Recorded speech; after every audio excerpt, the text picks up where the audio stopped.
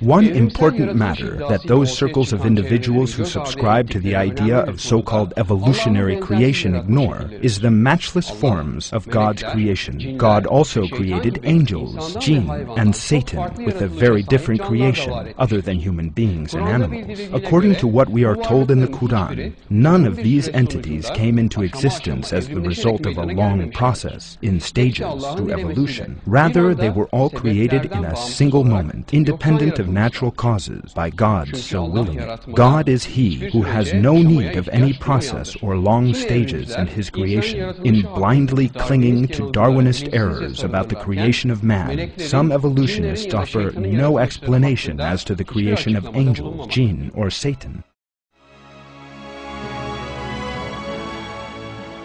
Jinn did not evolve, but were created from fire at God's choosing.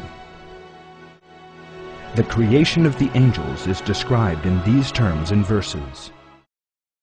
Praise be to God, the bringer into being of the heavens and earth, He who made the angels messengers with wings, 2, 3, or 4. He adds to creation in any way He wills. God has power over all things.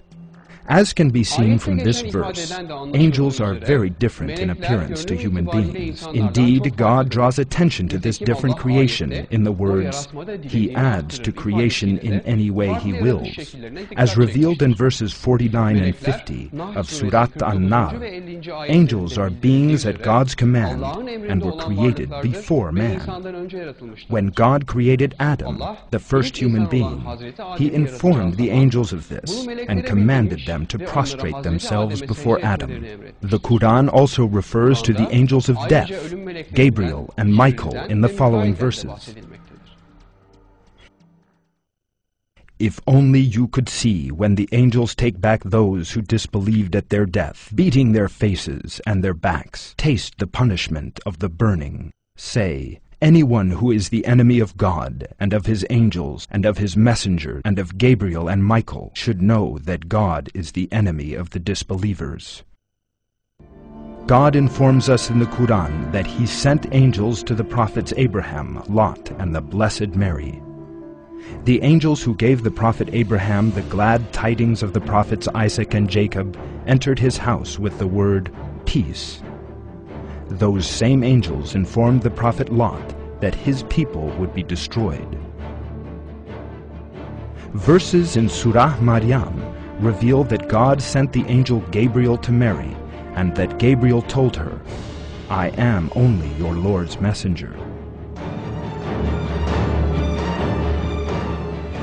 These messengers were brought into being alongside the prophets Abraham and Lot, and the Blessed Mary by the will of God. They were created by the will of God, at the place and in the form chosen by Him. God does not refer to any process or evolutionary stages in these verses. These examples once again reveal God's matchless creative power and His creation independent of natural causes and stages.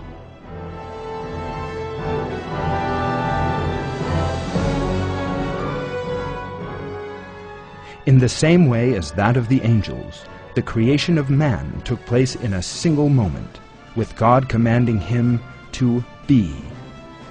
No account of such miraculous creation appears in the works of certain Muslims who devote space to the outmoded deceptions of the theory of evolution in them.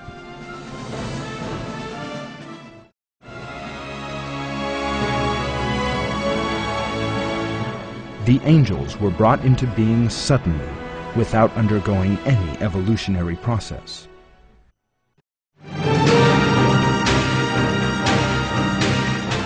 Like angels, the jinn's creation also differs from that of man. The verses show that man was created from clay, while the jinn were created from fire. He created man from dry earth, like baked clay, and He created the jinn from a fusion of fire. In the Quran, God also reveals His purpose in creating man and the jinn.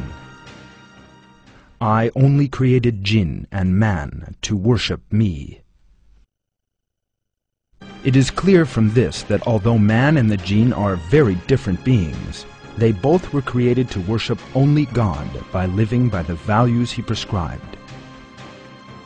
God provides detailed information about jinn in the Quran, especially in Surah Jinn. They believe in God, they fear God, they submit to the Quran, they heed the Quran. In the story of the Prophet Solomon, related in the verses of Surat An-Naml, we are told that the jinn possess various abilities, such as that of transporting matter and moving very fast.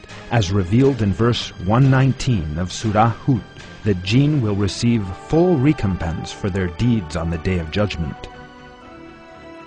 Like the angel, the jinn were also created before man. When He created the Prophet Adam, peace be upon him, God commanded the angels and the jinn to prostrate before him. After that, He reveals that Satan is one of the jinn.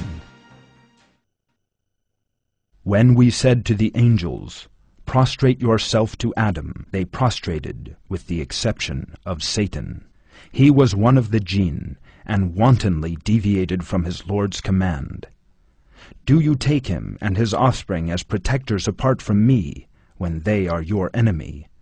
How evil is the exchange the wrongdoers make. God created the jinn from a fusion of fire. There is no reference in the verses to any evolutionary process, chance, or any evolutionary mechanism, because there is no question of the jinn being created through evolution. They were brought into being in a single moment, by the will of God, undergoing no process, mutation, or natural selection.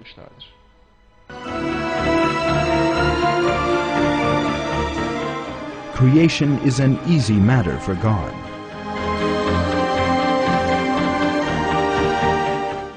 Who creates from nothing and with no previous cause. Just as He created the angels and the jinn in different forms from nothing, He also created man as a separate being from nothing and with no need for evolution.